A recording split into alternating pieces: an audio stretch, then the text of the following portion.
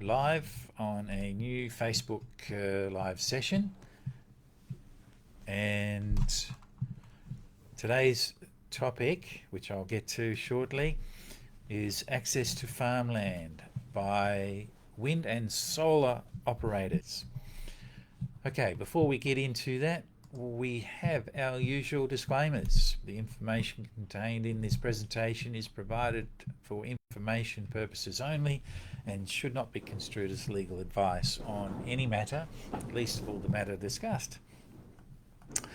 Who's Bailiwick Legal? As many of you will know, Bailiwick Legal specialises in agribusiness and tourism.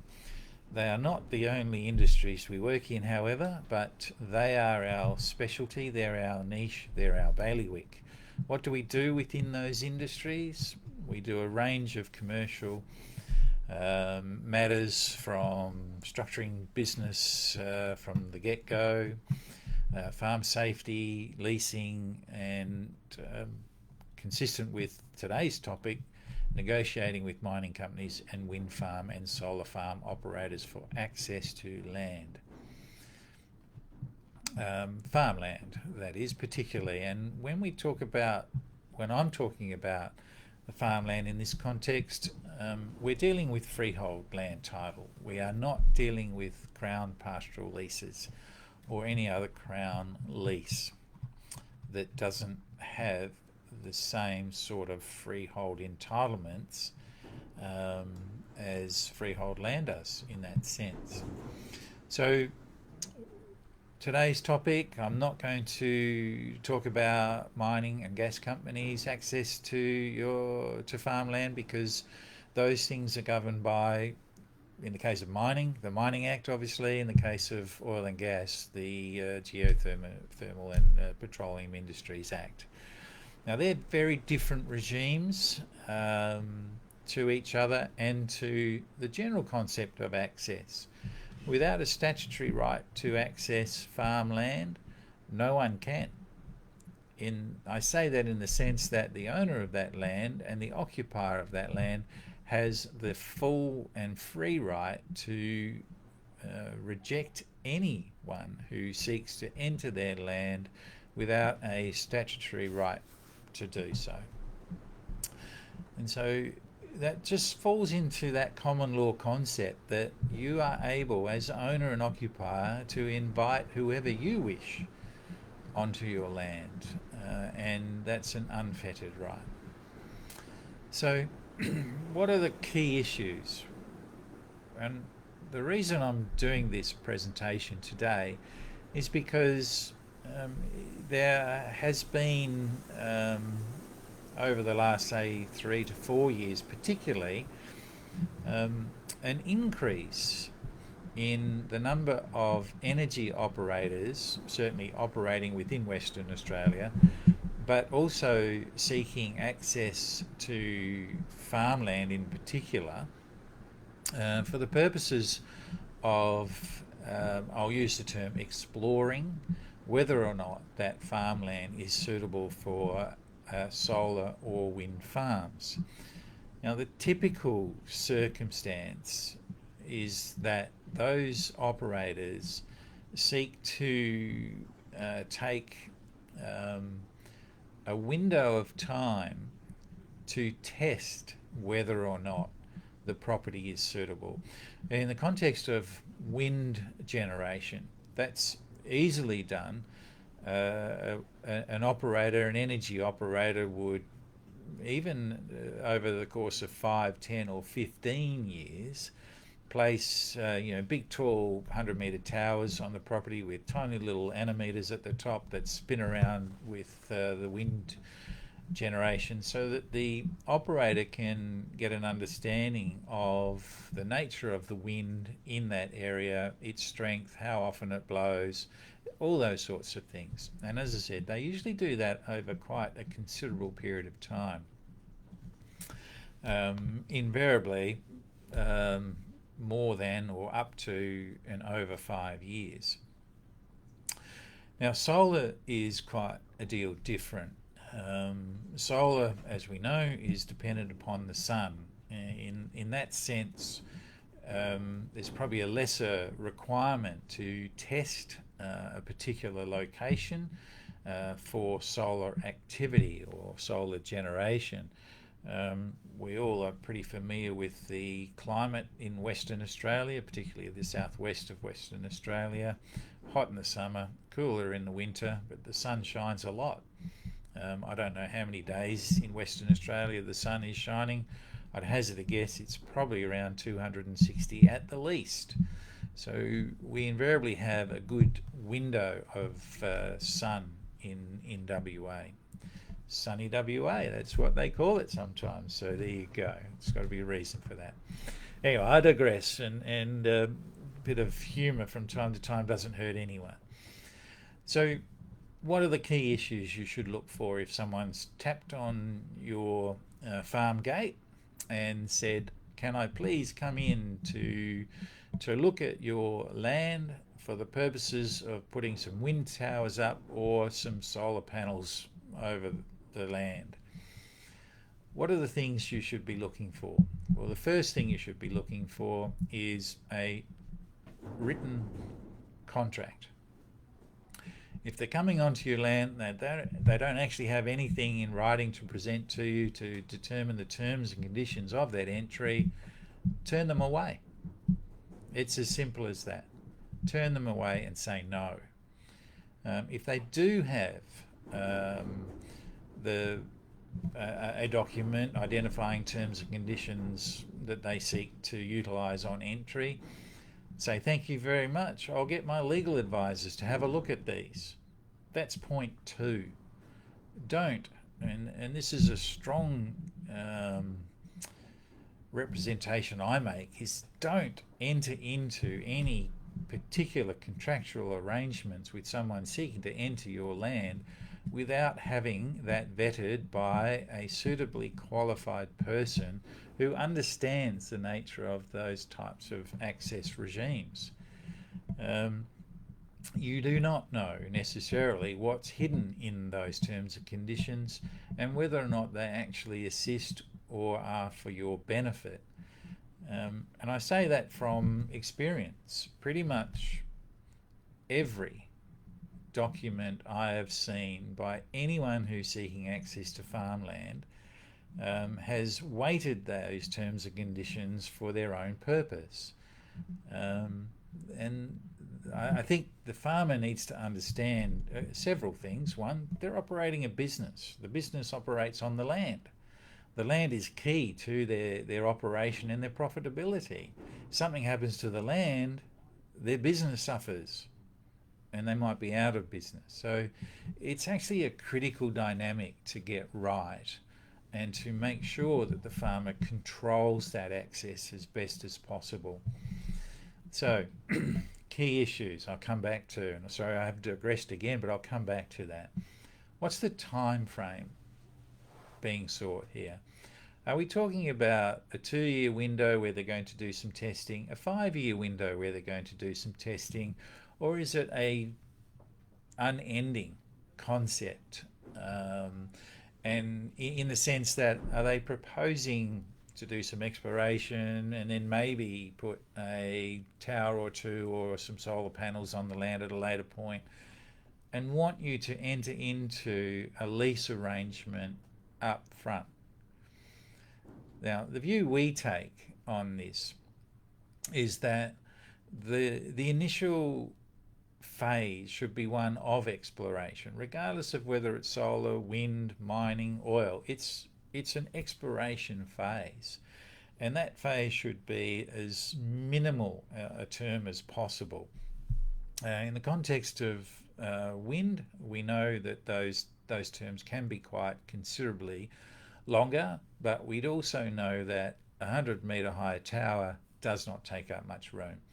And it's usually sited not in the middle of a paddock, but on the edge of a paddock or in the bush. And so it's non-invasive. But we do know also that solar panels are going to be extremely invasive. So a critical thing here is the time frame. How long do these people want to do what they want to do? and minimising that time frame and safeguarding the farmer's rights for the future by limiting that access entry to a particular time, in our view, is always a good thing. Another key point is the scope of the activities that are to be undertaken. And I say that in the context of one pro forma document we've recently had the fortitude to review. And the energy operator wants access to, assess the worth of putting solar or wind turbines on the land. But they also want a right to dig pits. They also want a right to drill and a right to drill for water. And I'm thinking to myself, what do those things have to do with putting a wind turbine on or a bank of solar panels? They don't need to know what the subsurface mineralisation looks like. They don't need to know whether there's water underground or not either. And so I think, well, hang on a minute, that's a bit more than simply looking at whether or not this land is suitable for a wind turbine or 4 or 5 or 10 or a bank of solar panels across 10 hectares. So look carefully at what they are looking to do on your land. Now, because it's important from the point of view also of whether or not those activities, flipping into the third key point here, are going to impact on farm production. So as well as looking at the time frame over which access is required, you've got to look at the timing of when they want to come on and do those activities. And the view I take is that those activities should be done in non-growth season. So if you're cropping, they can do their activities over summer, not winter.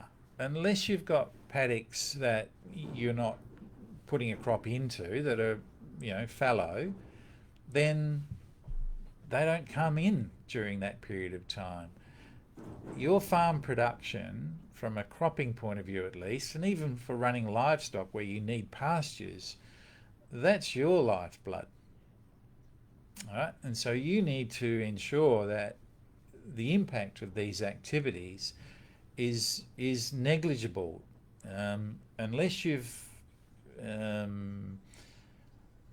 obtained a significant amount of compensation, key point number 4, for the impact of those activities, then you've got to work on the assumption that your crops and your livestock and pastures cannot actually be affected by these activities. And so I mentioned the issue of compensation. Compensation is an interesting concept in this area because for many years, typically, there's been no rhyme or reason as to how compensation might actually be assessed. And I say that even in relation to mining and oil and gas. Often it's just pluck a figure out of the air, and if that sounds good, it is good. But I think we need to be getting to a point where compensation becomes much more of a scientific measurement. And I raise this because there's another key point that I'll come to over safety, and where there's an impact on farm production too. You need to know what that impact is going to mean in a financial context to understand what sort of compensation you should be asking for access to your land. So there's impacts on farm production, loss of profitability or potential for that. And there's the other side is the risk, both for loss and damage to the underlying land, loss and damage to pastures and crops, loss and damage to infrastructure, sheds, fences and the like. And then there's those public liability issues such as damage to or damage or injury to people, or someone passes away through some sort of safety breach on your land. And even if that person is not employed by you, but is employed by the energy operator, you still actually have a duty of care under the new work health and safety laws for that person. So don't for a minute think you're free of any potential liability or duties in relation to anyone coming onto your land, and particularly these energy operators. So your terms and conditions in that sense need to cover not only compensation, they need to cover impacts on productivity, damage to infrastructure and facilities, loss of livestock, and also cover off on safety mitigation issues. So if you do have an injury to one of these contractors that the energy operator has engaged to come onto your land, and that's the typical scenario. It's not the operator itself. The operator will engage a subcontractor, someone really unknown to the operator and unknown to you. They wander onto your land and injure themselves. Well, you're immediately exposed to liability in those circumstances, and until it's ascertained how the injury occurred, you don't know whether you're off the hook or not. And because your farm is a work environment, the safety laws come into play there as well. And you will have workers' compensation insurance, you will have public liability insurance. An injury on your property which results in a claim against your public liability or workers' comp insurance is going to raise your premiums for the next and subsequent years. There's an immediate risk of additional cost. And so when someone presents to you an access agreement and they say that they're going to pay you $1 to come onto your property and have this agreement for a term of 5 years, I ask myself, is that sufficient compensation? And you might think that I'm joking, but I've seen that agreement that has been preferred to a large number of farmers by an energy operator. An offer of $1 for access across a 5-year window. Now, to me, that's just beyond a joke. It's rude, it's obnoxious, and should never have been accepted as a term, because it simply is insufficient, significantly insufficient level of compensation for the access being requested. Anyway, that's my little diatribe in relation to compensation and safety. Be extremely wary. In the first instance, I always advise no's a great response. Right? No, you're not coming onto my land. See you later. If you wish to entertain someone coming onto your land like an energy operator, well, let's sit down and work out those terms for your benefit, not for the operator's benefit. It's your land, it's your business. Treat it as such. The last point I'd like to come to is one about enforcement. Often disputes tend to arise in these situations. Often might be the wrong terminology. I know disputes quite often arise in the context of pastoral lease and mining companies because of the interaction involved there. But there's no reason to suspect that disputes would not arise in these circumstances either. And they might be disputes about, well, where are you going to locate those 10 hectares of solar panels? All right.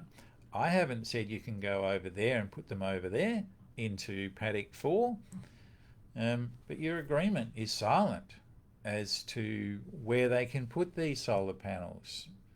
It just says that they might put some on your land, anywhere.